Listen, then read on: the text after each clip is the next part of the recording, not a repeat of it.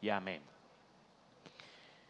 Bien, hermanos, continuamos entonces con nuestra clase de ¿qué? De teología propia, ¿verdad?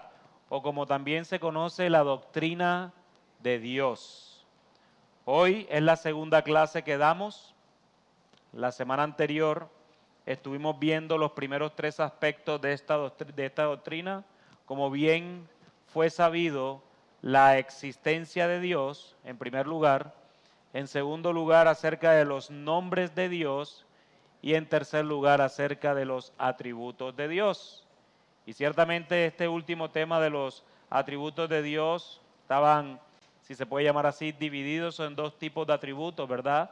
Los atributos incomunicables, es decir, que solo le pertenecen a Dios mismo y que Él no le plació comunicarnos a nosotros y por eso nosotros no somos soberanos, por eso nosotros no somos poderosos, por eso nosotros no somos inerrantes, nosotros fallamos, pero también hay unos atributos que Él decidió comunicarnos de manera soberana, como el amor, la paciencia, ¿verdad? La bondad, la misericordia, ¿verdad? La justicia y muchos atributos más.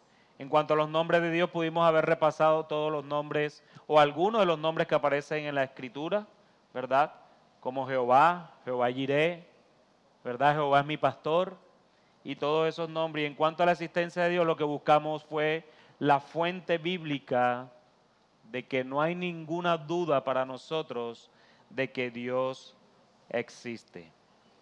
En el día de hoy estaremos viendo entonces tres aspectos más. Recuerden que cuando la clase anterior que yo decía que eran 9 aspectos, me iba a esforzar en tratar de ver 3 aspectos por cada clase hasta el próximo lunes que quedarían los otros 3 aspectos por estudiar. Y el primero de ellos es la Trinidad. El primero de ellos hoy sería el cuarto en el acumulado. Es acerca de la Trinidad. Y este aspecto es supremamente importante, amados estudiantes,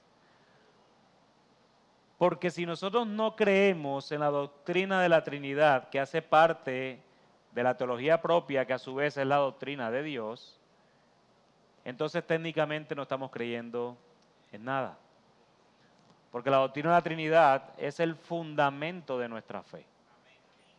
De allí parte todo lo que ha pasado.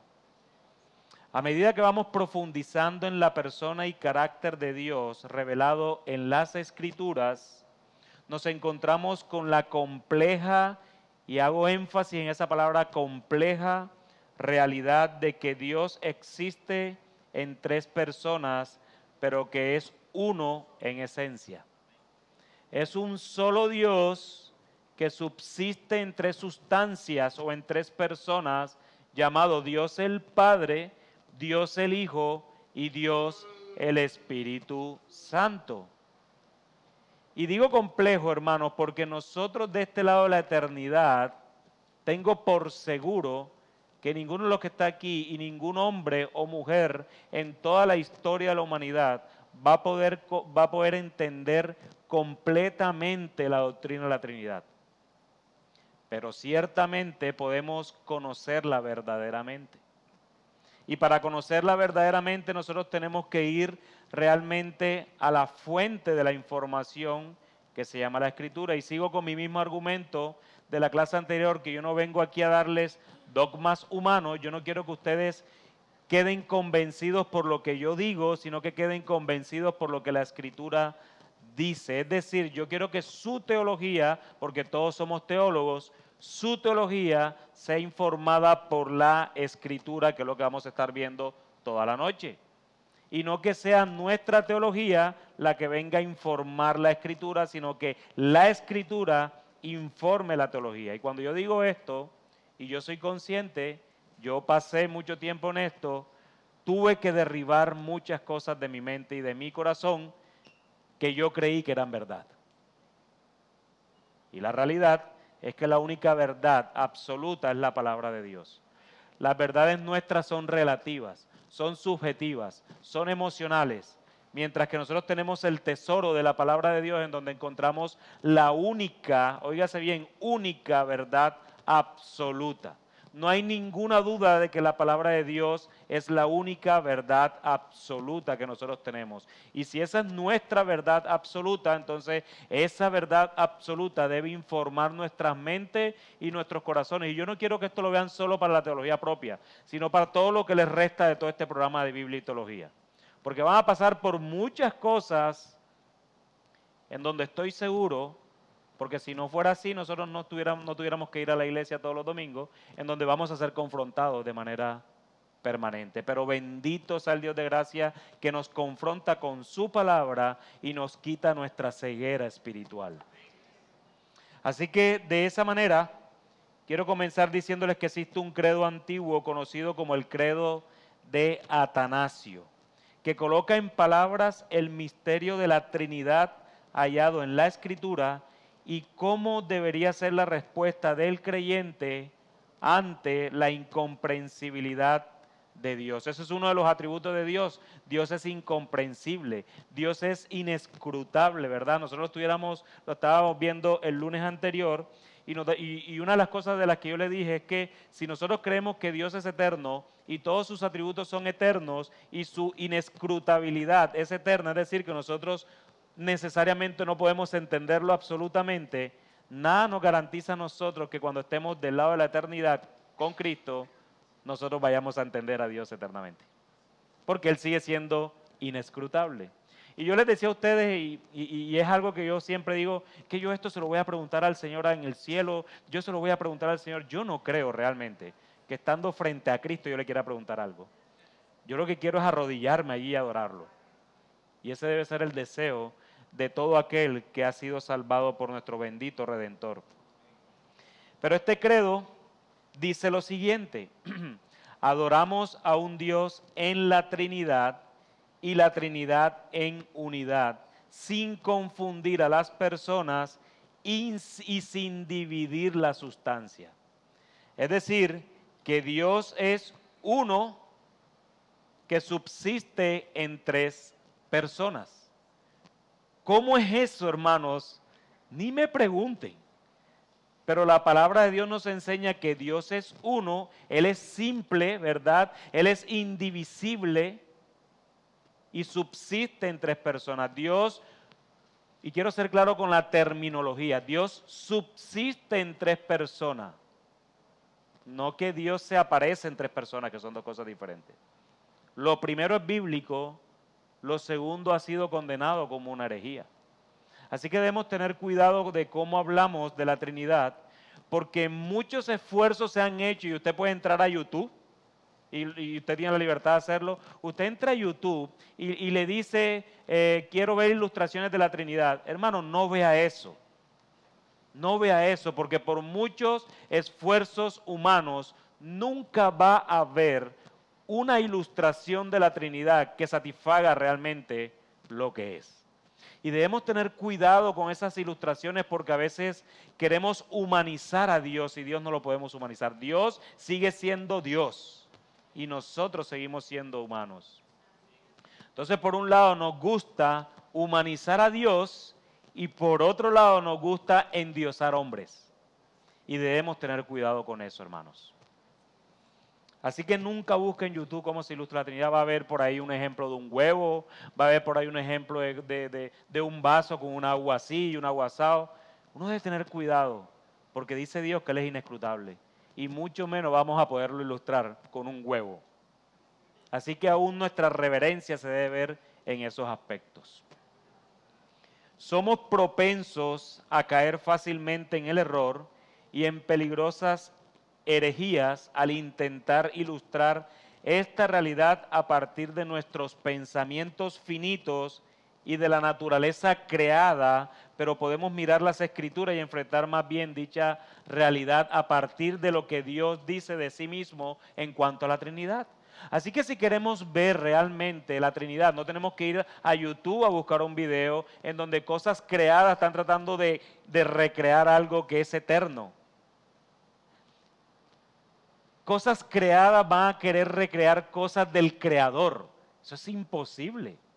Eso es imposible que la naturaleza del cual somos inteligibles o una naturaleza inteligente, hay cierta sabiduría en la creación, sobre todo en los seres humanos, pueda querer recrear algo de alguien que nos creó.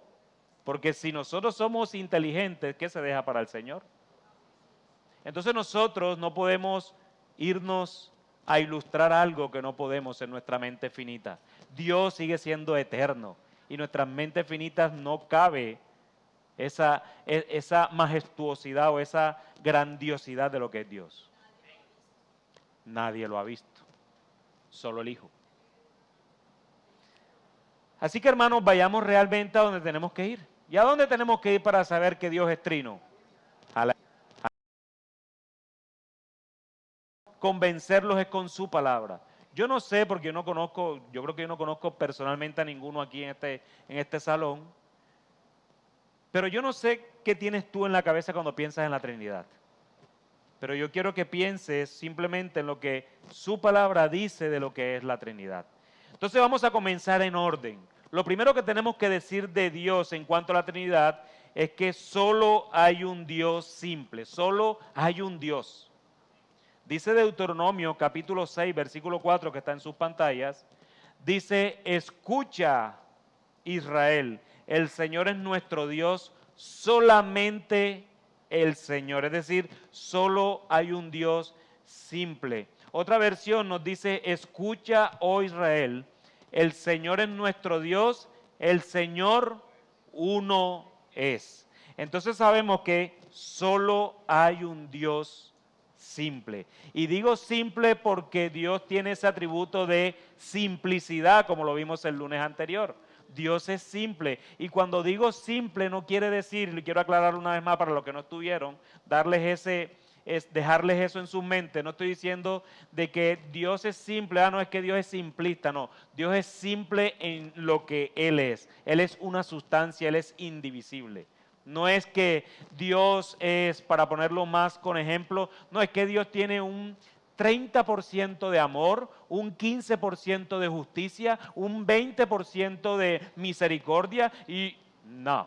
Dios es eternamente misericordioso, eternamente amoroso, eternamente justo, eternamente se aira, eternamente bondadoso. Todos sus atributos son Dios. Todos sus atributos son Él mismo. No son porcentajes. Por eso yo les decía a ustedes también el lunes pasado que tú no puedes decir que cuando el Espíritu Santo mora en ti, ¿verdad? Y obviamente se debe revelar el fruto del Espíritu Santo en nosotros, no podemos decir, no, pero es que yo con la paciencia no quiero nada, porque a mí lo que me brota del corazón es amor, amor y solo amor. Yo de paciencia nada. No, no, porque Dios no obra así. Es el fruto. Tú no tienes la capacidad ni el atrevimiento de decir, quiero esto de ti, esto me gusta y esto no me gusta. No, estás o no estás.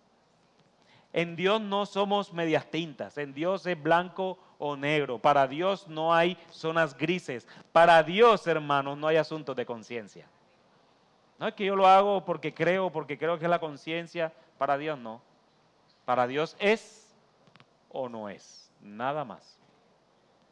Y eso nos debe informar a nosotros para tomar nuestras decisiones. ¿Qué haría Dios aquí? ¿Cuál sería la decisión de Dios aquí? Hasta para comer. Entonces decimos que solo hay un Dios simple, ¿verdad? Marcos, vamos a Marcos. Para los que les gusta anotar al capítulo 12, y vamos a ver Marcos capítulo 12, versículo 29. Dice la Escritura, Jesús respondió. El más importante, porque le estaban preguntando sobre los mandamientos, él dice, el más importante es, escucha Israel, el Señor nuestro Dios, el Señor uno es. Así que no solo lo estaba diciendo Moisés en el Pentateuco, sino que también lo estaba diciendo Jesús en el Nuevo Testamento a aquellos que le estaban demandando de cuáles son los mandamientos enviados por el Señor. Pero también vemos en Santiago capítulo 2, Santiago capítulo 2, versículo 19, dice la Escritura, ¿tú crees que Dios es uno? Haces bien. también los demonios creen y tiemblan. Así que vemos en el Antiguo Testamento, vemos en los Evangelios y vemos en el resto del Nuevo Testamento en donde se está afirmando siempre que Dios es uno. Y yo creo que este texto, algo de este texto citaba yo el lunes pasado acerca de los ateos, ¿se acuerdan? Los que estuvieron aquí, que yo decía de los ateos que esos están en peor nivel que los demonios, porque dice que los demonios creen y tiemblan. Los ateos no tiemblan, están entregados en su vanidad. Pero eso simplemente era un paréntesis, no tiene nada que ver con esto. Pero en segundo lugar, aparte de que solo hay un Dios simple, también podemos ver de que el Dios único, ese simple, existe eternamente como tres personas, que es lo que hemos venido argumentando. Dice Mateo capítulo 3, vamos a Mateo capítulo 3, versículos 16 al 17. Después de ser bautizado, Jesús salió del agua inmediatamente. Y dice la Escritura, y los cielos se abrieron en ese momento, y él vio al Espíritu de Dios que descendía como una paloma y venía sobre él. Y se oyó una voz de los cielos que decía, este es mi Hijo amado, en quien me he complacido. Si hay un texto, hermano, que nos informa la doctrina de la Trinidad en cuanto a es uno, pero subsisten tres personas, es precisamente este texto. Y nosotros, hermanos, tenemos que defender esta doctrina más que defender a nuestras familias. Porque el que transgrede esta doctrina, transgrede todo. Y sí que hay hoy por hoy, en muchos lugares donde se predica un Dios que se aparece en tres personas. Y debemos tener mucho cuidado con eso, porque este evento sobrenatural, vemos a Dios el Hijo que sale de las aguas bautizado, vemos a Dios el Espíritu Santo, y ojo, que quede claro, porque no sé por qué muchas veces en la mente de muchos está de que el Espíritu Santo es una paloma. De hecho, podemos verlo en muchas imágenes que hacen otro tipo incluso de religiones. El catolicismo romano lo representa en paloma, y la Escritura es clara que descendía como una paloma. No está diciendo que descendía una paloma, que son dos cosas diferentes. Hermano, por eso los términos importan. Entonces vemos a Dios el Espíritu Santo que descendía como paloma, ¿verdad? Que venía sobre él. Y en tercer lugar vemos a Dios al Padre cuando sale esa voz del cielo que dice, este es mi Hijo amado en quien me he complacido. La Trinidad en pleno, en un solo acto, en un mismo momento. Es imposible poder entender que Dios se aparece en tres personas y cómo se apareció entonces en este evento. No, esto nos debe llevar a la conclusión entonces de que Dios sí subsiste en tres personas, a pesar de que es un solo Dios. Y eso lo debemos tener claro, hermanos. Mateo capítulo 4, más adelante, en el versículo 1 dice, entonces Jesús fue llevado ¿por quién?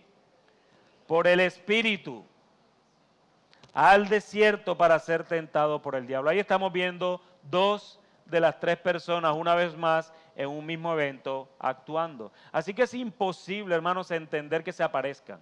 No es que Dios primero fue el Padre, luego pasado un tiempo fue el Hijo y ahora estamos en el tiempo de solamente el Espíritu. Eso es una herejía pura. Porque si vemos desde Génesis capítulo 1, estaba siempre la Trinidad en pleno. Las tres personas en pleno. Vamos a Juan capítulo 1, versículo 18.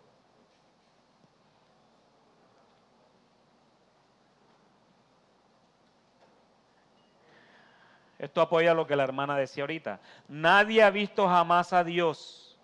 Por eso es que ilustrar la Trinidad es como complejo. Si nadie lo ha visto, ¿cómo lo ilustras? Lo ilustras.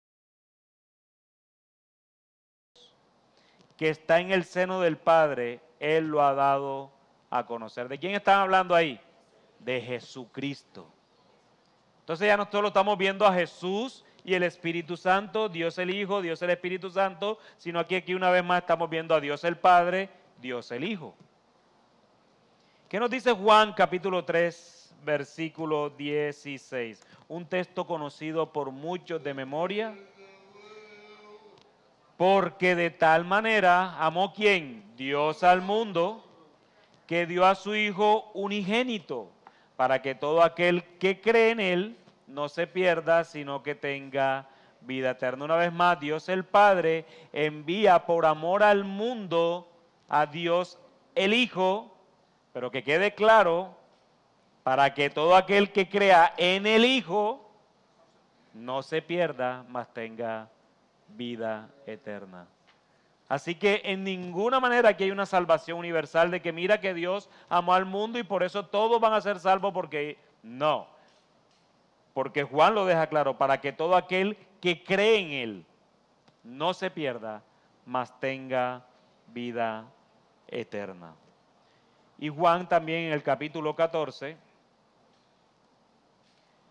versículo 26,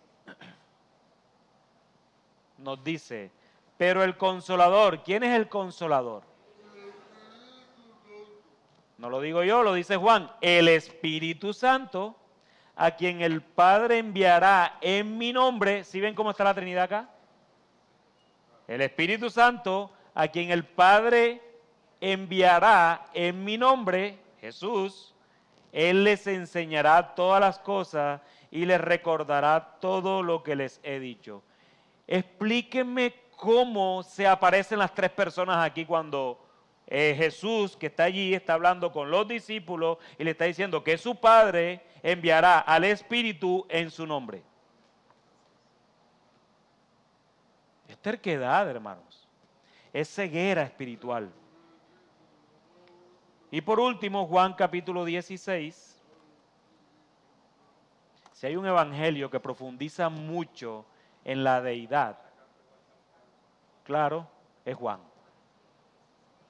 Juan capítulo 16, versículos del 13 al 15. De hecho, ustedes ven cómo comienza el evangelio de Mateo, con la genealogía, ¿verdad? Marcos comienza de una con el ministerio de Cristo, está Juan el Bautista y de una vez.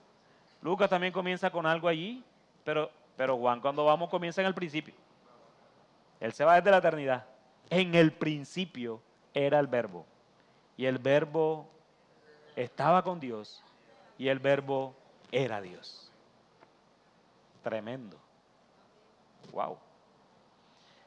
Capítulo 16, versículo del 3 al 15 dice: pero cuando Él, el Espíritu de verdad, venga, los guiará a toda la verdad, porque no hablará por su propia cuenta, sino que hablará todo lo que oiga y les hará saber lo que habrá de venir. Él me glorificará porque tomará de lo mío y se lo hará saber a ustedes. Todo lo que tiene el Padre es mío, por eso dije que Él toma de lo mío y se lo hará saber a ustedes. Ahí está la Trinidad una vez más. Así que, hermanos, no hay ninguna duda de que el Dios único existe eternamente como tres personas. No hay ninguna duda.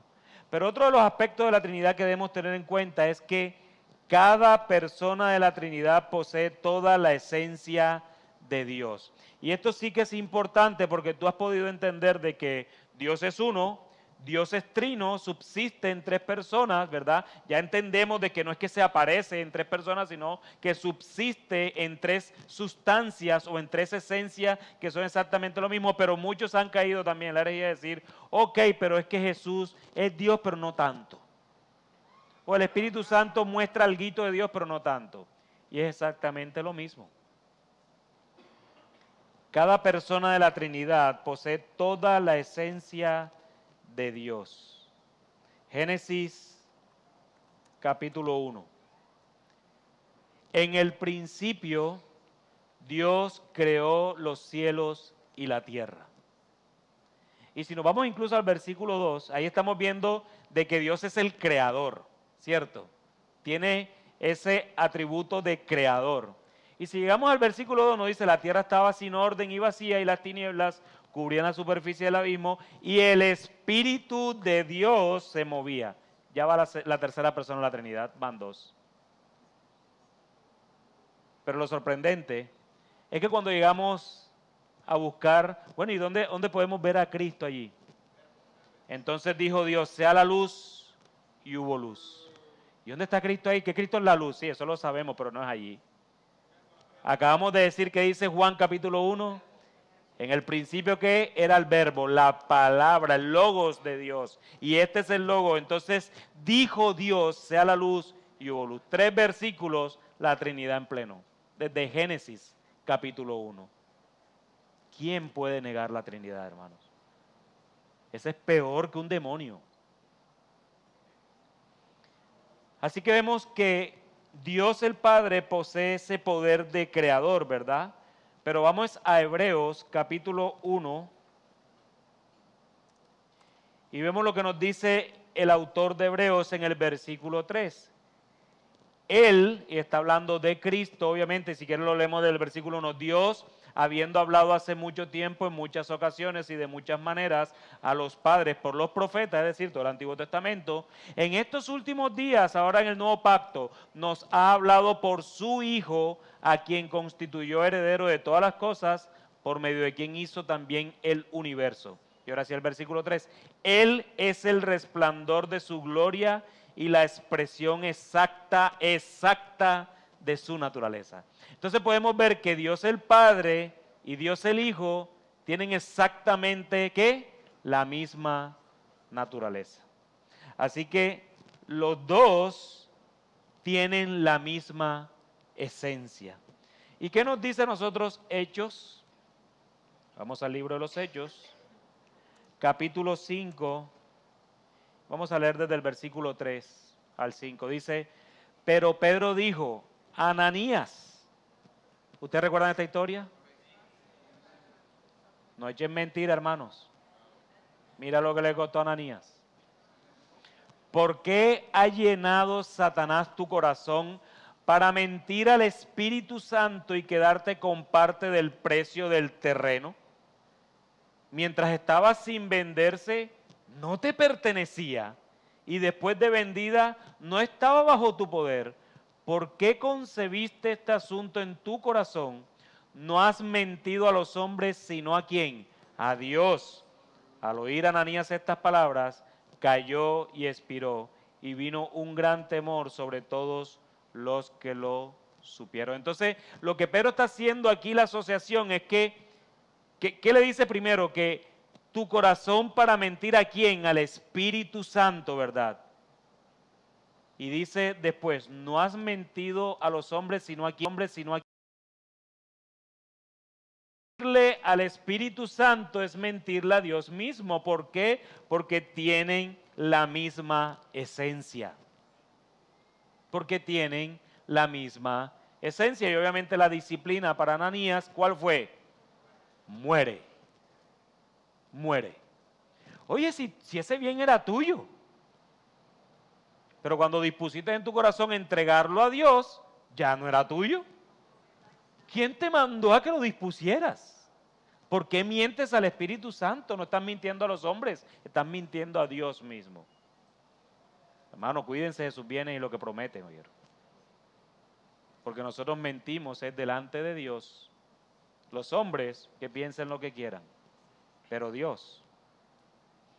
Por eso es que a mí me aterra cuando muchos me dicen, es que el Señor conoce mi corazón. Y eso no te da miedo. Precisamente que lo conozca yo, vaya y venga, pero que lo conozca el Señor, te tiene que poner a temblar. El Señor sabe por qué lo hago. Cuidado, hermanos, de verdad con eso. Nos debe poner a temblar estar delante de este Dios 3 veces santo. Así que cada persona de la Trinidad que posee toda la esencia de Dios, pero también la Trinidad se encuentra en la Escritura con distinciones personales. Dios Padre, Dios Hijo y Dios Espíritu Santo. Vamos a Juan capítulo 3. Juan capítulo 3 y vamos al versículo 35. Dice la Escritura, el Padre ama al Hijo y ha entregado todas las cosas en su mano. Entonces vemos que tiene distinciones personales, Dios el Padre, Dios ¿qué? El Hijo. Juan capítulo 5, ahí mismo en el capítulo 5, versículo 25. Dice, en verdad les digo, el que oye mi palabra y cree al que me envió, tiene vida eterna y no viene a condenación, sino que ha pasado de muerte a vida. Dice el versículo 25, en verdad les digo que viene la hora, y ahora es, cuando los muertos oirán la voz de ¿quién? Del Hijo de Dios, y los que oiga vivirán. Entonces está Dios el Hijo. Hemos visto Dios el Padre, Dios el Hijo. Y primero los Corintios, capítulo 3, y vamos al versículo 16. Dice la Escritura, ¿no saben que ustedes son templo de Dios y que el Espíritu de Dios habita en ustedes? Entonces podemos ver claramente, hermanos, que la Escritura nos enseña las distinciones personales de este Dios que es uno, pero que subsiste en tres personas. Y esas tres personas son Dios el Padre, Dios el Hijo y Dios el Espíritu Santo. Podemos entender entonces, hermanos, de que existen o subsisten tres personas en este único Dios. ¿Y por qué esto es importante entenderlo? Pero pastor, tú no estás diciendo nada que yo no sepa. Sí, yo sé que ustedes son sabidos de esto. Pero eso es lo que vamos a ver en la próxima aseveración que voy a hacer, porque una de mis preocupaciones como pastor, que noto muchas veces en hermanos, no estoy diciendo que no sean hermanos, incluso de nuestra iglesia local, es cómo oran. Porque nosotros como pastores tenemos el mandato divino de enseñar a orar a la iglesia. Y he visto de muchas maneras cómo oran.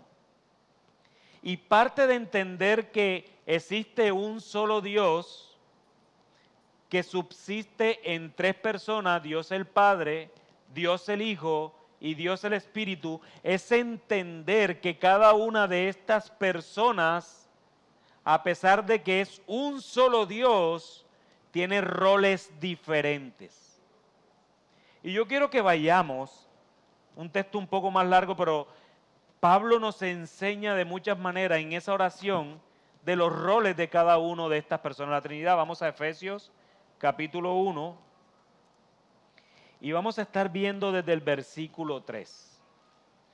Porque una de las cosas que nosotros debemos entender, hermanos, es no orar equivocadamente. Porque incluso al orar podemos estar diciendo herejías. Por ejemplo,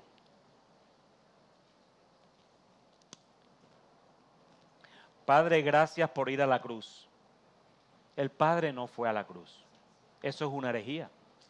El que fue a la cruz fue el Hijo. ¿Cierto? Oh Cristo, gracias por escogerme. Cristo no te escogió. El que te escogió fue el Padre. Lo que pasa es que muchos dicen, oh Dios, gracias por ir a la cruz. Claro, pero a Dios sí, claro. Cuando nosotros oramos debemos saber, por eso es importante la teología, hermano. La teología nos informa de la manera correcta como debemos acercarnos a Dios, porque estamos conociendo a Dios. Pero miremos lo que Pablo dice y podamos ver cómo esos roles de cada una de las personas de la Trinidad efectúa o ejecuta en todo el plan de redención.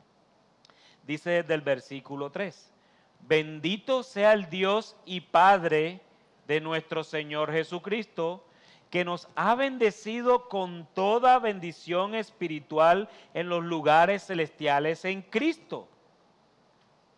¿Y por qué Pablo el Padre? Dice, porque Dios el Padre, porque acuérdense que está diciendo, bendito sea el Dios y Padre de nuestro Señor Jesucristo, y dice, porque Dios que nos escogió en Cristo antes de la fundación del mundo, para que fuéramos santos y sin mancha delante de Él.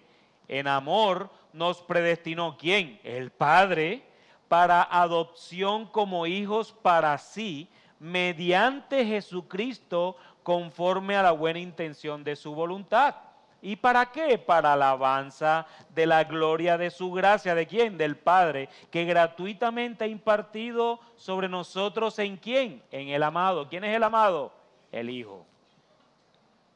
Dice, sigue diciendo Pablo, estamos hablando del Padre solamente aquí. Y hay mucha doctrina que enseñar acerca de el Padre. Pero sigue diciendo Pablo, en Él, es decir, en Cristo, tenemos redención mediante su sangre. Si ven que ya no es el Padre, ahora está hablando del Hijo. El perdón de nuestros pecados según las riquezas de ¿qué? De su gracia que ha hecho abundar para con nosotros. En toda sabiduría y discernimiento nos dio a conocer ¿quién? Cristo, el misterio de su voluntad según la buena intención que se propuso en Cristo, con miras a una buena administración en el cumplimiento de los tiempos, es decir, de reunir todas las cosas en quien, en Cristo, tanto las que están en los cielos como las que están en la tierra. También en Él, es decir, en Cristo, hemos obtenido herencia, habiendo sido predestinados según el propósito de aquel que obra todas las cosas conforme al consejo de su voluntad, es decir, el Padre, a fin de que nosotros, que fuimos los primeros en esperar en Cristo, seamos para la alabanza de ¿qué? De su gloria. En Él, es decir, en Cristo, también ustedes, después de escuchar el mensaje de la verdad, ¿cuál es ese el mensaje de la verdad? El Evangelio, dice Pablo, de su salvación, y habiendo creído, y miren la tercera persona de la Trinidad, fueron sellados en Él ¿con qué? Con el Espíritu Santo de la promesa que nos es dado como garantía de nuestra herencia con miras a la redención de la posesión adquirida de Dios para alabanza de su gloria. Hermanos, es importante entender esta oración de Pablo por los Efesios, porque esta oración nos está diciendo los roles de cada una de las personas de la Trinidad. Y esto nos debe informar nuestras mentes y nuestros corazones para acercarnos al Padre con una convicción de quién es a quien nos estamos acercando. Primeramente nos estamos acercando al Dios tres veces santo, como lo vemos en Isaías capítulo 6. Un Dios majestuoso y maravilloso, pero ¿qué le digo al Padre? ¿Qué le digo al Hijo? ¿Qué le digo al Espíritu? A veces queremos resumir la oración, Dios, gracias. Sí, pero gracias ¿por qué? Oh Cristo, gracias porque tú viniste a morir por mí. Eso lo hizo Cristo. Gracias Padre porque tú me escogiste desde antes de la fundación del mundo. Gracias Espíritu Santo porque regeneraste mi corazón a tal punto que hoy tengo la certeza que estaré contigo en los cielos porque esa es la garantía que Dios me ha dado. Entonces cuando conocemos a este Dios trino y el rol de cada persona de la Trinidad, podemos acercarnos a Dios con un conocimiento escritural, lo que Él nos ha enseñado de cada una de las personas de la Trinidad. Así que, hermanos, la Trinidad tiene cada uno roles que fueron asignados desde la eternidad, desde el pacto intratrinitario. Si se quieren imaginar, esto es algo como que pasó antes de que todo fuera creado. En el principio, antes de ese principio, como lo decíamos la semana anterior, Dios es, ¿cierto? Antes de todo lo creado, Dios es. Y cuando hablo de Dios es el Padre, el Hijo y el Espíritu. Bueno, en esa reunión intratrinitaria se decidió hacer varias cosas. Vamos a crear las cosas, vamos a crear el mundo, vamos a crear todo lo que exista. Y Jesús decidió venir a salvarnos. Y el Espíritu Santo es quien regenera nuestro corazón para entender esas verdades de la elección de Dios el Padre, el sacrificio de Dios el Hijo que me imputó a mí y la certeza que estaré con Cristo eternamente a través de la regeneración y que el Espíritu Santo mora en mí y en ti. Es decir, hermano, la certeza que tú debes tener de que estarás con el Señor eternamente y para siempre es que hoy mora el Espíritu Santo en ti. No hay ninguna otra certeza. No necesitas ninguna otra certeza. ¿Por qué yo sé que estaré con Cristo? Porque el Espíritu Santo mora en mí, porque Él me ha salvado y yo estoy convencido de esas verdades eternas que Él ha puesto en mi corazón. y estoy convencido porque Él ha obrado en mí tanto el querer como el hacer por su buena voluntad, y Él preparó de antemano las obras por las cuales yo camino todos los días. Así que si tenemos claro la funcionalidad de cada persona de la Trinidad, podemos orar a este Dios trino de una manera correcta. Hermanos, y quiero quitarles un poco el peso, nunca vamos a orar perfectamente. ¿Saben por qué lo sé? Porque ustedes son pecadores. Y yo también. Pero Cristo el Redentor perfeccionará esas oraciones cuando llegue al Padre. ¿Saben por qué? Porque Él hoy, incluso a través de esta enseñanza que estoy haciendo de manera imperfecta, está intercediendo por mí delante del Padre diciendo, Él es mío, yo lo compré con mi sangre. Y esa es la tranquilidad que debemos tener. ¿Qué más quieren, hermanos? Él conoce todo. Él conoce todo lo que nosotros necesitamos. Incluso tú puedes creer que conoce lo que necesitas. No, Él sí conoce verdaderamente lo que tú y yo necesitamos. Por eso es que a veces la respuesta a tus oraciones es un no. ¿Dios contesta todas las oraciones? Sí. Lo que pasa es que la respuesta muchas veces es no. Cuando no sale como tú oraste, el Señor contestó, claro, te dijo no. Hermanos, si nosotros somos hijos, yo tengo la certeza que Él responde a mis oraciones. La certeza absoluta. Solamente que su respuesta es la única que yo necesito. Así yo no lo vea. Así muchas veces tú estés pidiendo algo que tú crees que eso es lo que tú necesitas. Si Dios no te lo da, es porque Dios sabe más que tú. Dios es más sabio que tú y que yo. ¿Por qué? Porque Dios es eterno. Yo soy un ser finito, pecador. Él no está cundido de pecado, Él está limpio, Él aborrece todo eso, Él no puede mirar el pecado, por eso abandonó a su propio Hijo en la cruz, porque Él no podía conciliar con el pecado y derramar su ira a su Hijo en la cruz, porque el pecado tenía que ser castigado como lo que era. Y por eso hoy tú y yo podemos presentarnos delante de Dios y Él está satisfecho por nosotros, porque nuestra vida está escondida en Cristo. Así que, hermanos, la Trinidad tiene cada uno roles asignados y debemos entenderlos y conocerlos para acercarnos a Dios con certeza absoluta de lo que cada una de las personas de la Trinidad ha hecho. Amados hermanos, la doctrina de la Trinidad es el fundamento de la fe. Negar esta doctrina es negar todo. Muchos han sido condenados por esto. Lamentablemente en estos tiempos aún hay iglesias que la niegan, siendo que esta herejía fue condenada hace muchos siglos atrás. La doctrina de la Trinidad, que hace parte de la doctrina de Dios o de la teología propia, aparte de ser el fundamento de nuestra fe, es una doctrina que no podemos comprender en su totalidad. Contemplar al Dios trino, este Dios que subsiste en tres sustancias divinas de igual poder y gloria, pero que a su vez el Padre no es Hijo, el Hijo no es Espíritu Santo y el Espíritu Santo no es el Padre. Es de muchas maneras incomprensible, pero es una verdad porque Dios así lo dice en su palabra. En el Antiguo Testamento, en Génesis capítulo 1, versículo 26, lo pueden anotar, Dios dijo, hagamos al ser humano a nuestra imagen y semejanza. ¿Cómo así?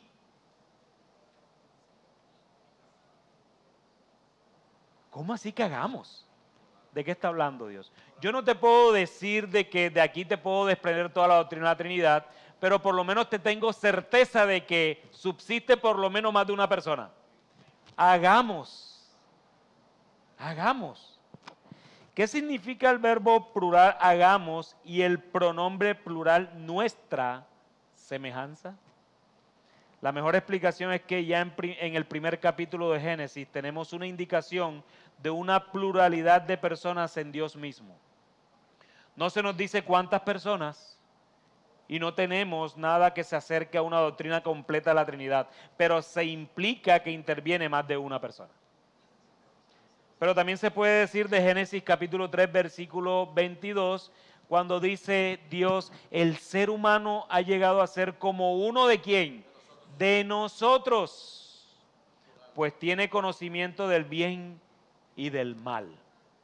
Génesis capítulo 11, versículo 7 dice, será mejor que bajemos la torre de Babel. Será mejor que bajemos a confundir su idioma para que ya no se entiendan entre ellos mismos. Y tú me puedes decir, pastor, pero eso es fácil, él está hablando con los ángeles. O sea, que tú me estás diciendo que ángel y Dios eran exactamente lo mismo.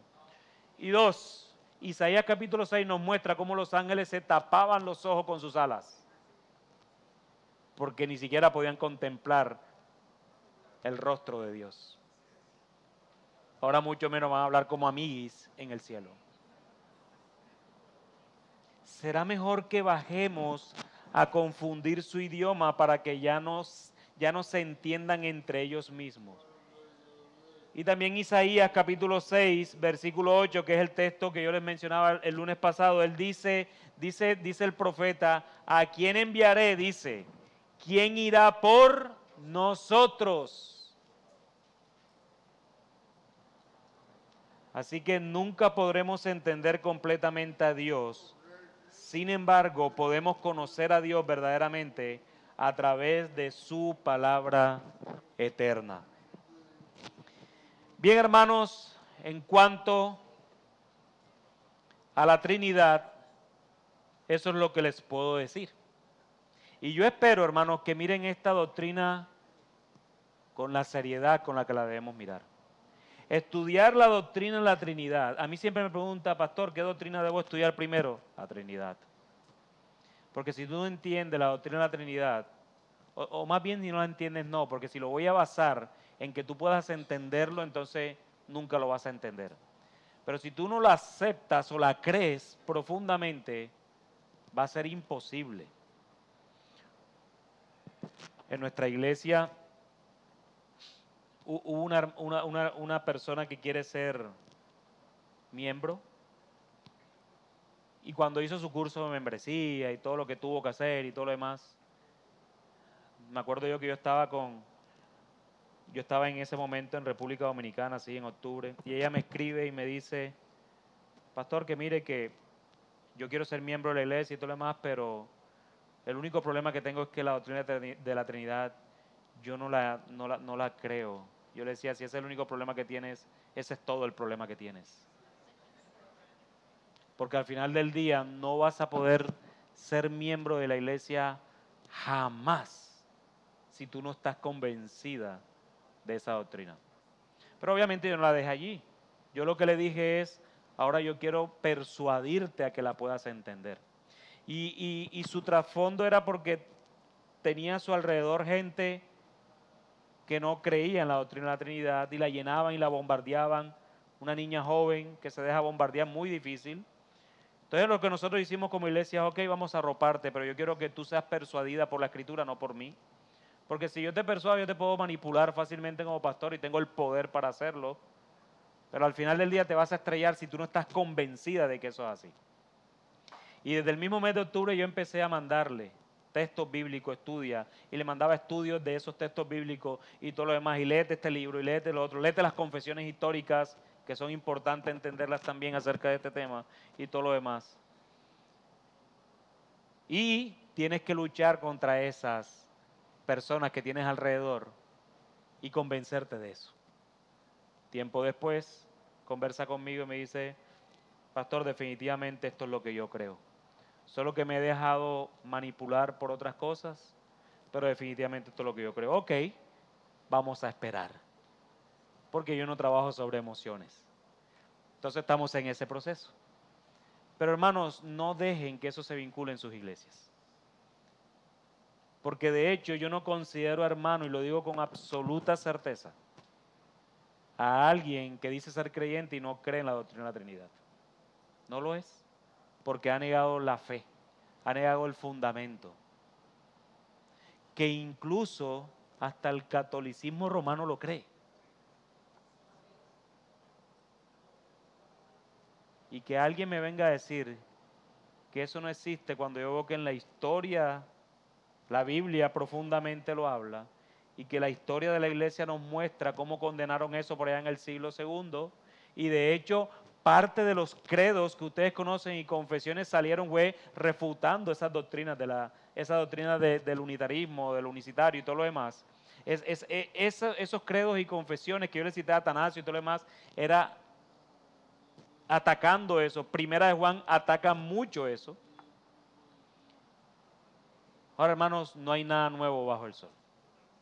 Todo sigue siendo exactamente lo mismo. Los testigos de Jehová, por ejemplo, no son nuevos. Atacaron la doctrina de la Trinidad, quitando la deidad de Cristo y poniéndolo como un superhéroe. Yo veo Marvel y eso es así como ellos ven a Cristo, con unos poderes raros. Y el Espíritu Santo como con una fuerza como los caballeros del Zodiaco. Y eso es herético. Pero eso mismo ya lo creían en el siglo II. Es que ellos son nuevos hoy como testigos de Jehová. Pero eso era ya, en el siglo II fue condenado porque era una herejía. Entonces, hermanos, no hay nada nuevo.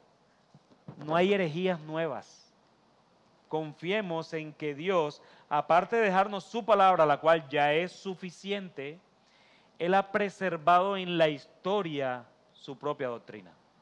Usando hombres pecadores, usando hombres que no sirven para nada. Pero al final yo no miro a esos hombres, yo miro al Dios de esos hombres que ha preservado su palabra a través de todos los tiempos. ¿Por qué tenemos la Escritura nosotros? ¿Por qué tú tienes una Biblia en tu mano? ¿Tú crees que eso cayó del cielo? Dios usó hombres, pecadores como tú y como yo, hombres y mujeres que se esforzaron y dieron su vida por eso. Pero al final eran hombres. Yo no alabo hombres, yo alabo al Dios de esos hombres que los usó de una manera soberana para que yo hoy tuviera la facilidad de ver en mi idioma la Escritura. Así que les animo, hermanos, que esta doctrina no la negocien con nada ni con nadie. Y para que vean lo misericordioso que yo soy, vamos a salir ahora para que vayan saliendo ahí haciendo su cola de merienda y podamos continuar para no dejarle en la mitad el siguiente bloque de la clase, hermanos. Con cuidado, en silencio y coman.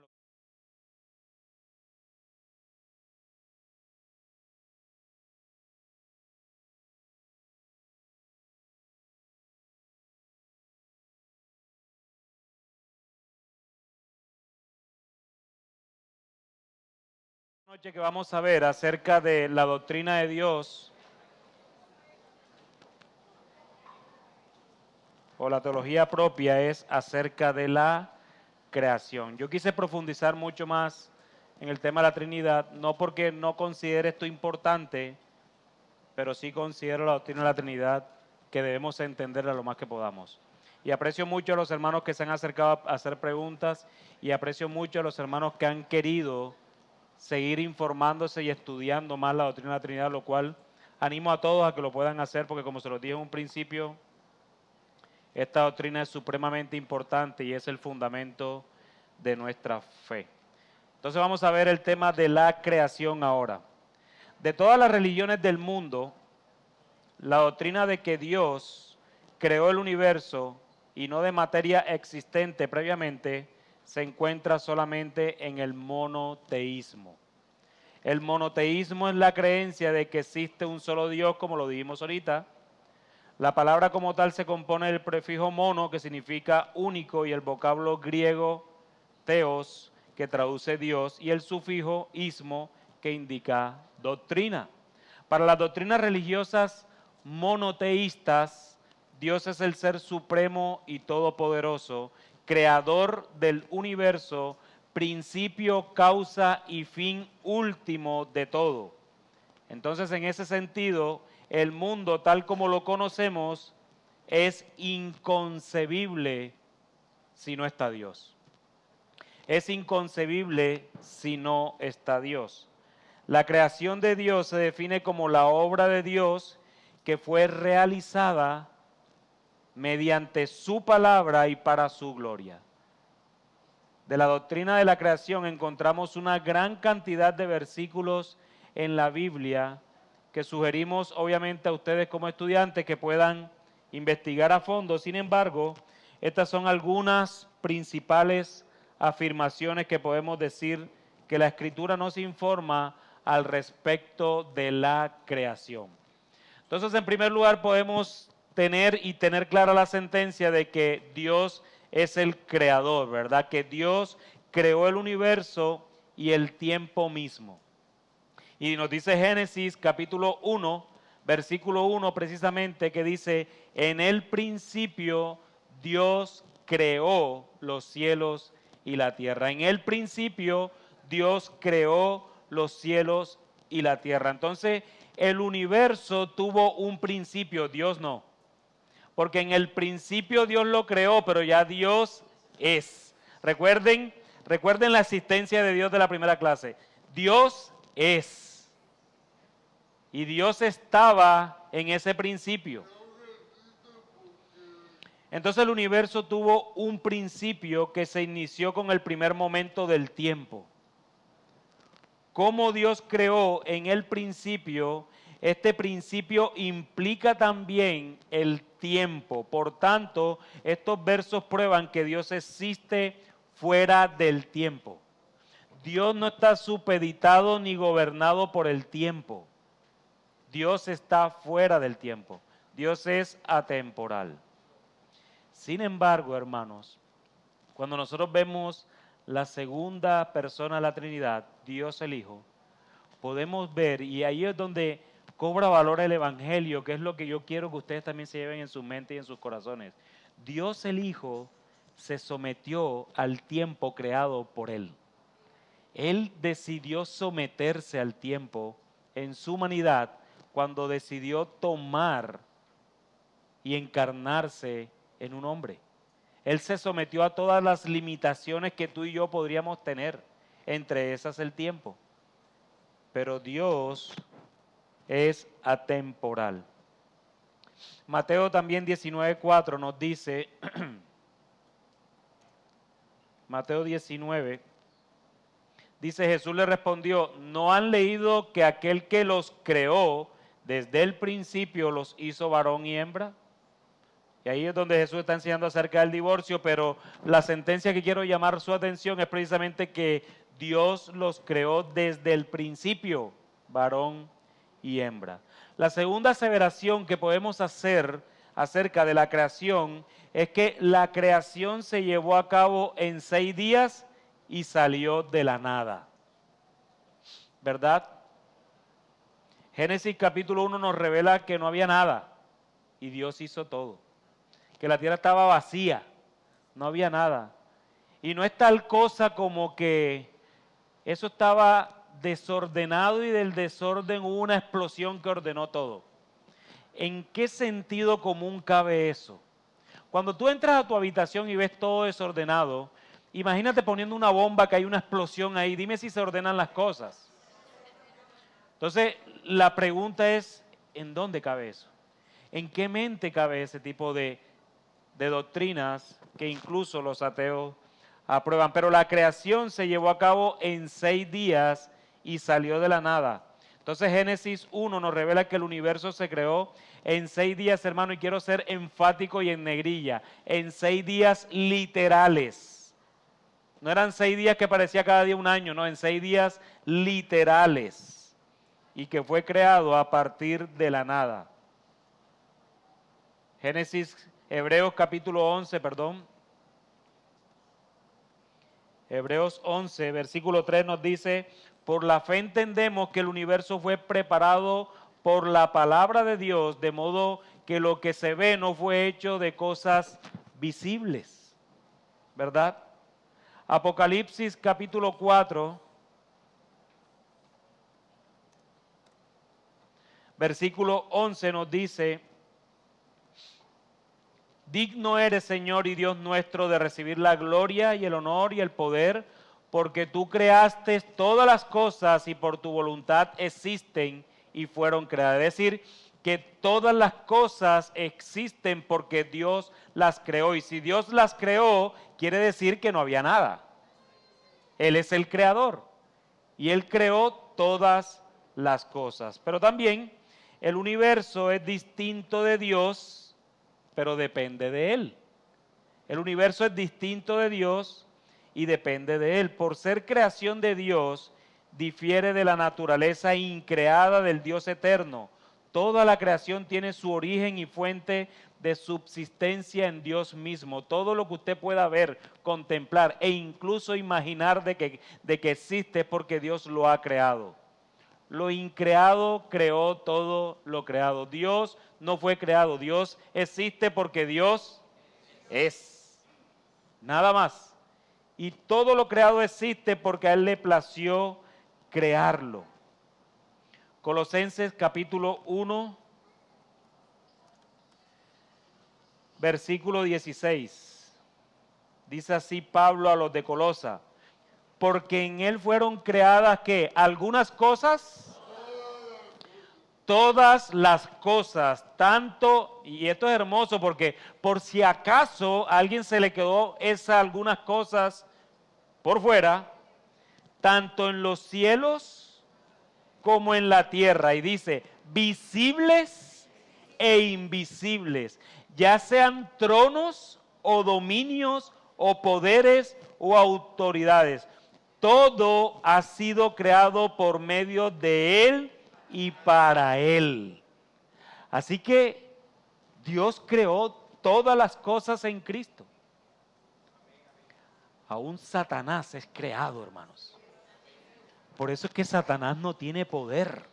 A mí cuando yo estaba chico, que eso fue hace unos años atrás, me decía, mira el cielo cuando se pone rojo y blanco. Eso es una pelea entre Satanás y Dios. ¿Qué? Tremenda herejía. Como si yo pudiera poner a Satanás igual a Dios y peleando con Dios. Hermanos, cuando Dios manda, hasta Satanás hace caso.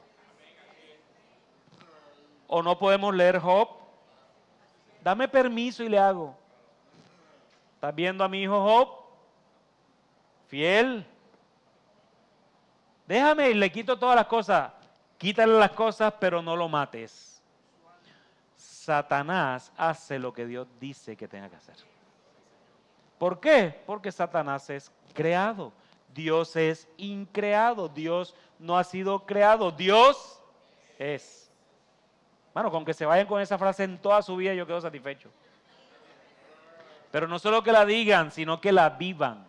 Porque si ustedes han creado en ese Dios que es, debemos entender de que todo está en sus manos. Tu vida, la mía, la vida de tu esposo, de tu esposa, de tus hijos, de tu familia, de tu enemigo, de todas las cosas, tu trabajo, tus finanzas, todo está en manos de este Dios que es. Y eso debe ser suficiente para nosotros. Entonces no solo es que lo digas, sino que lo vivas. Pero también el universo fue creado por Dios Trino. La Escritura revela la Trinidad de forma activa en la creación del universo. Primero los Corintios 8:6. A mí lo único que me pone a correr aquí es el tiempo. El tiempo es mi enemigo. Primero los Corintios 8:6 dice, pero para nosotros hay un solo Dios, el Padre, de quien proceden ¿qué? Todas las cosas, y nosotros somos para Él.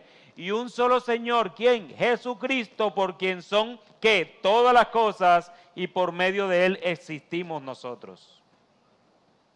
Génesis capítulo 1, versículo 2, que ahorita lo leímos. Entonces ahí vemos a Cristo y al Padre, ¿verdad? Y aquí en Génesis capítulo 2 dice que la tierra estaba sin orden y vacía, y las tinieblas cubrían la superficie del abismo, y ¿el quién? El Espíritu de Dios se movía sobre la superficie de las aguas. Entonces las tres personas de la Trinidad estuvieron vinculados a toda la creación. Pero también la creación fue hecha ¿para qué? Para glorificar a Dios. Y leemos nuevamente Colosenses 1:16, que fue la parte final del texto. Dice, porque en él fueron creadas todas las cosas, tanto en los cielos como en la tierra, visibles e invisibles, ya sean tronos o dominios o poderes o autoridades. Todo ha sido creado por medio de Él. Y lo bello de esto es que no solo es por medio de Él, de Cristo, sino que ha sido para Él. Y si es para Él, Todo lo que ha sido creado por medio de Él debe rendirse a Él, porque fue por medio de Él. Tú y yo existimos por medio de Él y para Él, independientemente de cuál sea el destino de todos los seres humanos. Porque por si no lo sabían, hermanos, el infierno también fue creado por Dios. Y el infierno le pertenece a Dios. ¿Y saben qué tristeza me da que muchos dicen, no, yo quiero estar en el infierno porque allí no va a estar Dios? ¿Qué? Si tú quieres estar en el infierno, eso es problema tuyo. Yo te lo dejo. Pero nunca digas de que Dios no va a estar allí, porque ahí va a estar su ira eterna allí. Así que Dios va a estar presente en el infierno. Pero a veces dicen unas cosas que se creen Dios. Si los profetas decían que ni se podían esconder debajo de las piedras, porque allí estaba Dios. Los salmistas dicen, ¿a dónde iré? ¿A dónde iré? Si voy al cielo, tú estás ahí. Si voy al Seol, tú estás ahí. ¿Por qué? Porque Dios es el creador de todas las cosas.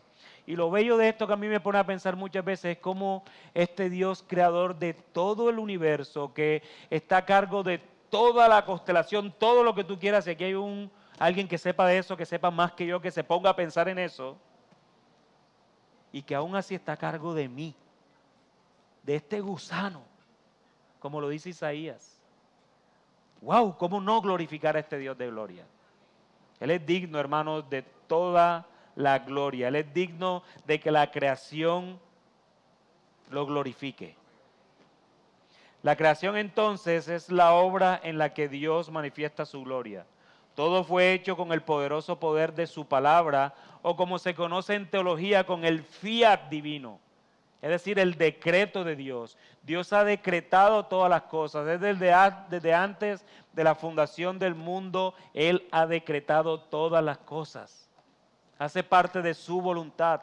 Esto, hermano, que está pasando hoy a las 8:04:54 fue decretado por Él. Nosotros aquí estamos porque desde antes de la fundación del mundo, cuando tú no estabas ni en los planes, ni siquiera tu tatarabuelo estaba en tus planes, Él ya había decretado esto.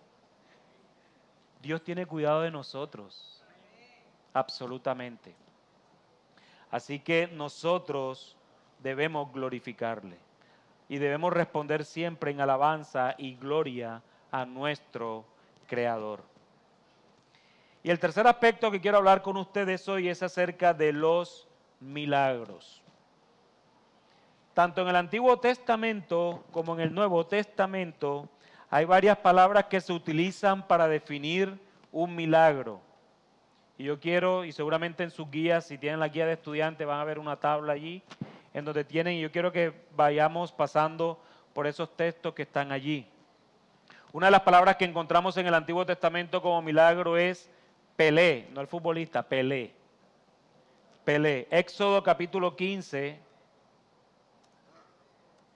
versículo 11, dice: ¿Quién como tú entre los dioses, oh Señor? ¿Quién como tú, majestuoso en santidad, temible en las alabanzas, haciendo maravillas? Entonces este término Pelé, que está en el hebreo, significa maravilla, que es la palabra maravillas que estamos viendo allí. Entonces vemos que los milagros también se veían a través de las maravillas que Dios hacía. Y recuerde que estamos en Éxodo capítulo 15 aquí. O sea que ya estos judíos o este pueblo de Dios había visto tantas maravillas, y solo tenemos Génesis y tenemos Éxodo hasta el capítulo 14. Y ellos conocían por la tradición oral todo lo que Dios había hecho desde Adán hasta el día de ellos. ¿Quién como tú entre los dioses, oh Señor? ¿Quién como tú, majestuoso en santidad, temible en alabanzas, haciendo maravillas?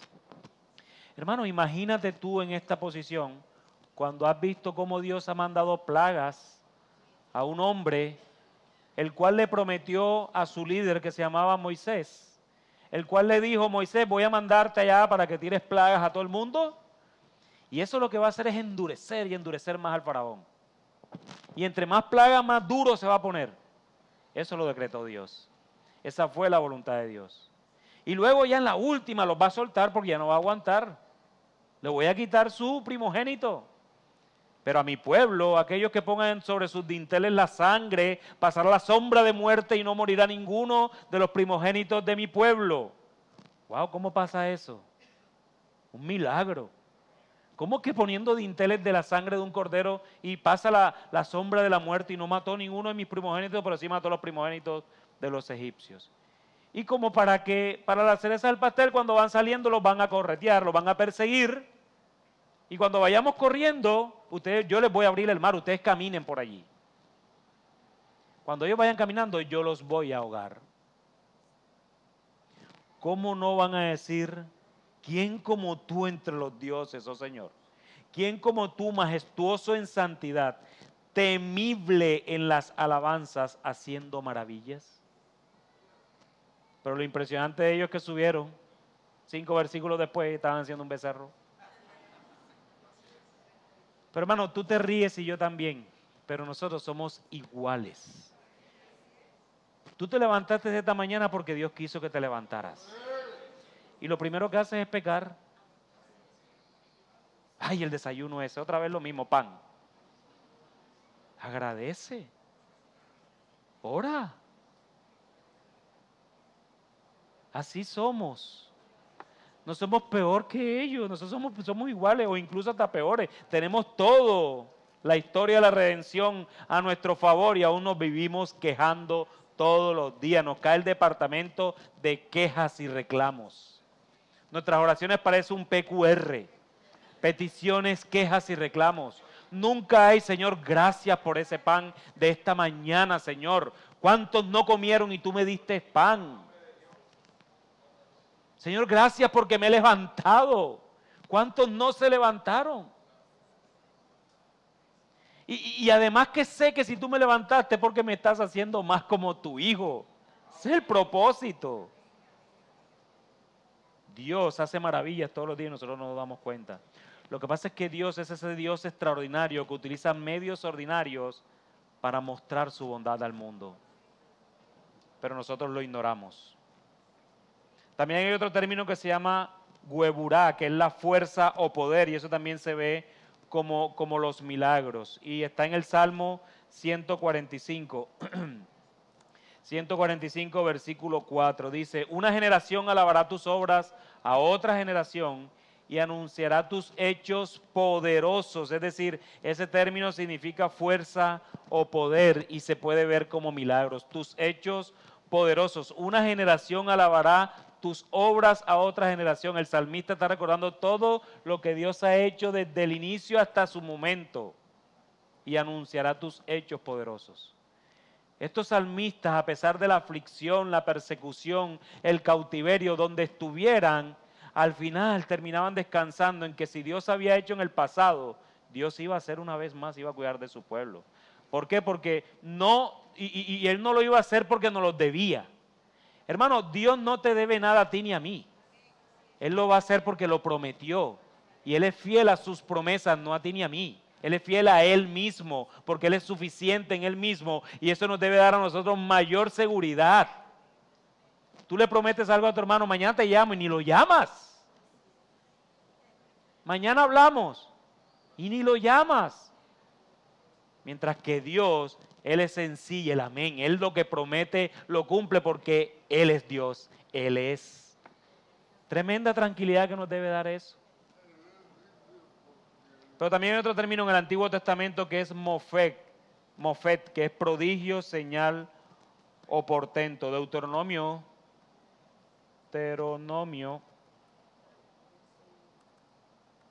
6, versículo 22 dice, además el Señor hizo grandes y temibles señales y maravillas delante de nuestros ojos contra Egipto, contra Faraón y contra toda su casa. Entonces vemos a Dios que hizo grandes maravillas, señales, grandes mofet.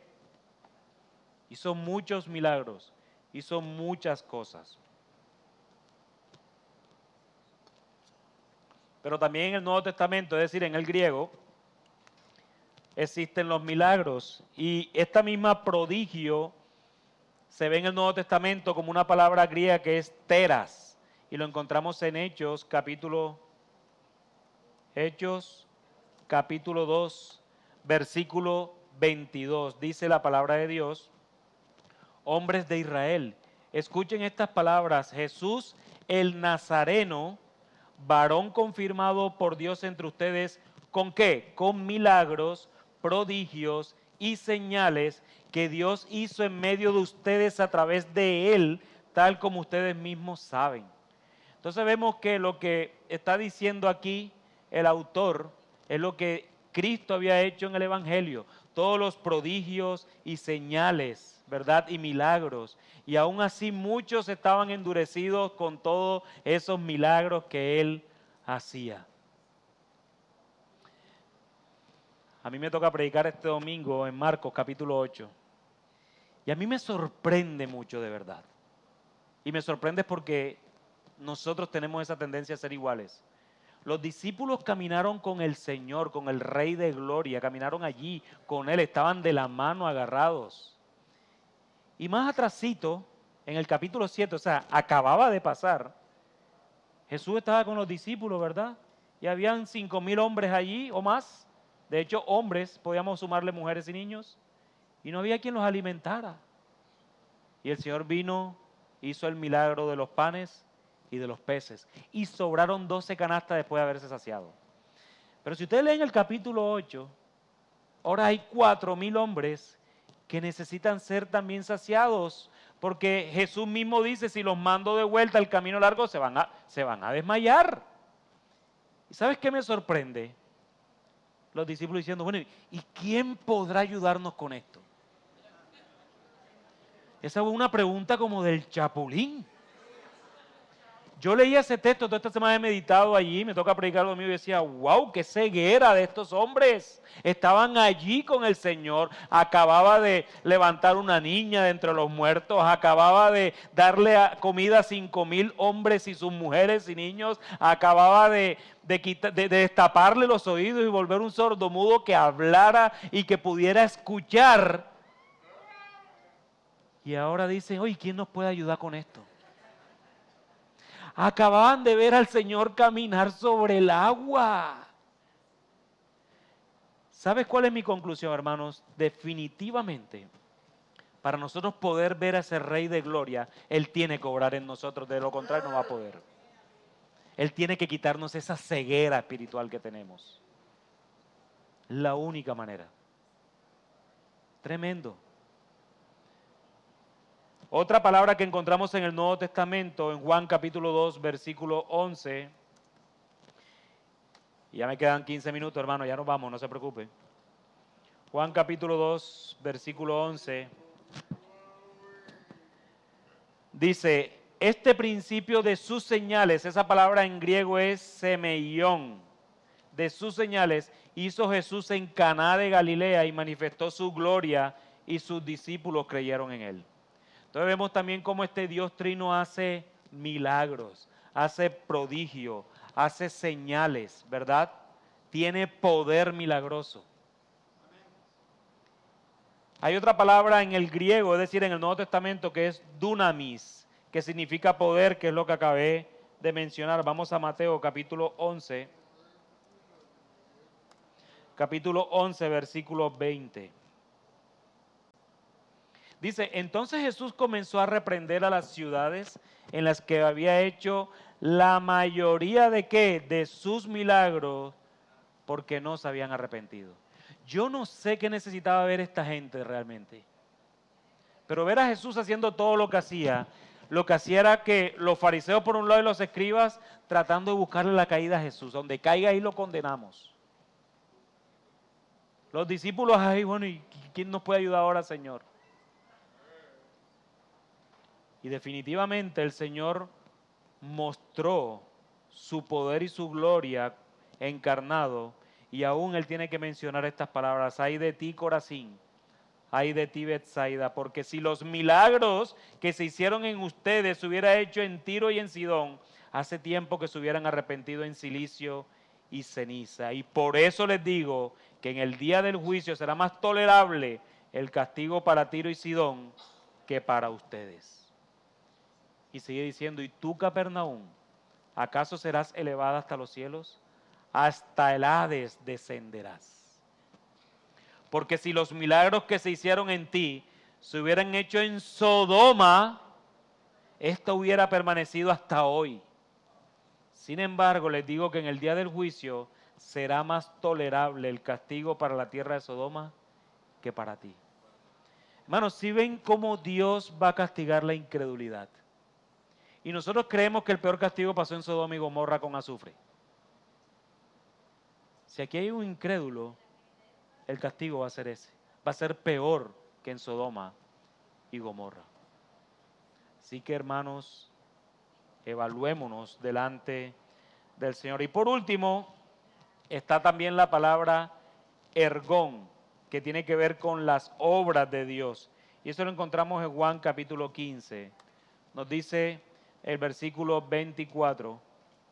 Si yo no hubiera hecho entre ellos las obras, es decir, los milagros y todo demás, que ningún otro ha hecho, no tendrían pecado, pero ahora las han visto y me han odiado a mí y también a mi Padre.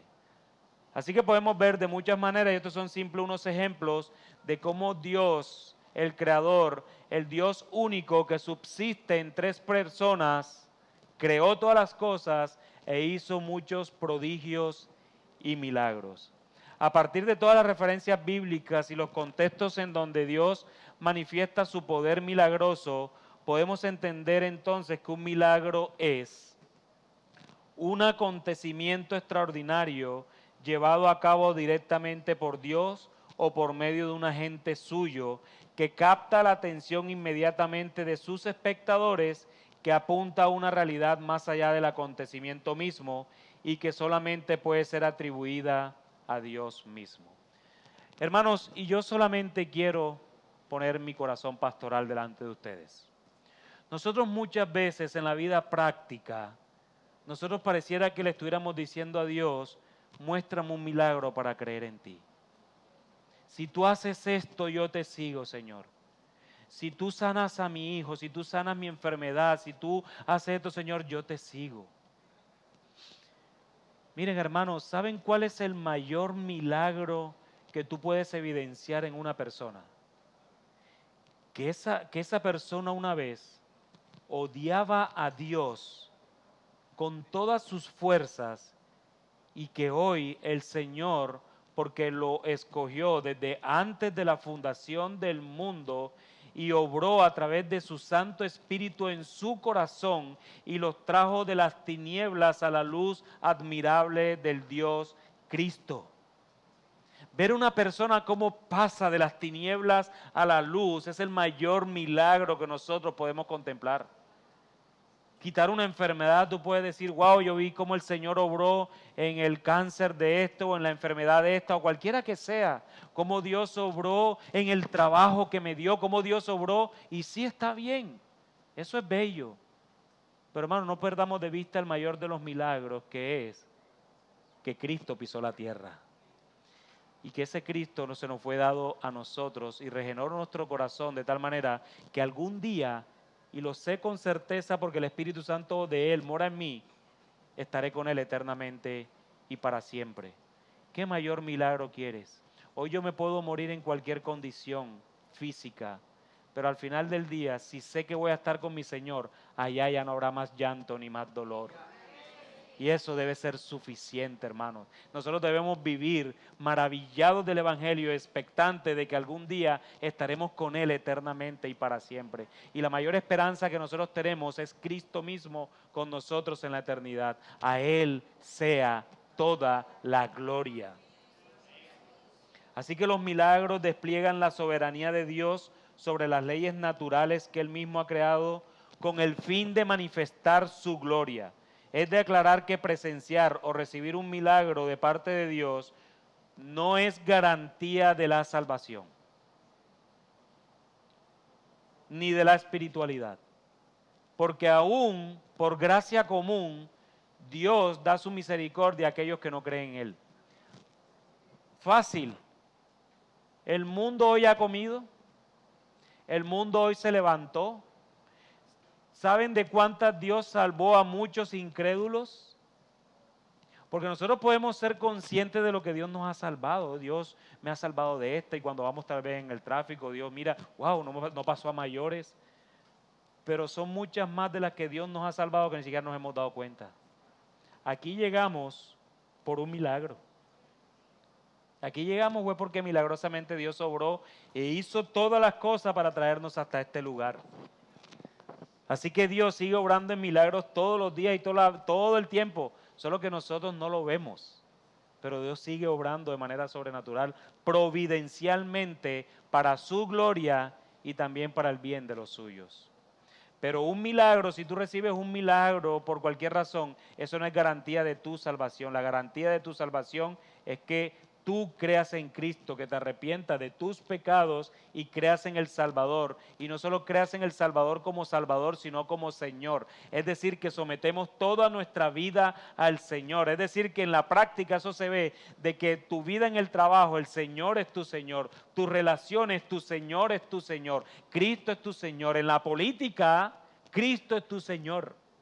En tus finanzas, Cristo es tu Señor.